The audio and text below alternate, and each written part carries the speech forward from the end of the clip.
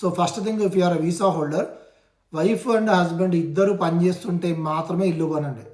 ఇద్దరు wife and husband work చేస్తున్న వాళ్ళు వాళ్ళకి అట్లీస్ట్ ఆఫ్టర్ ట్యాక్స్ ఒక $16,000 వస్తుంది అంటే ఓకే, మీ ఇంటి monthly payment, mortgage payment maximum $5,000 beyond వెళ్ళకుండా చూసుకోండి.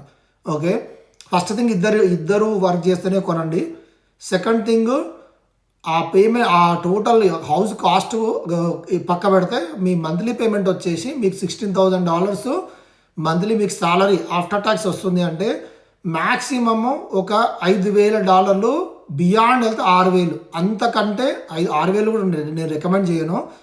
$5,000 కంటే బిలోనే మీ ఇంటి పేమెంట్ ఉండదు అనే సైజు ఆర్ ప్రైస్ ఉన్న ఇల్లు మాత్రమే కొనండి. లేకపోతే ఒక్కరి జాబ్ ఊడినా కూడా ఇల్లు మేనేజ్ చేయడం కష్టమైపోతుంది.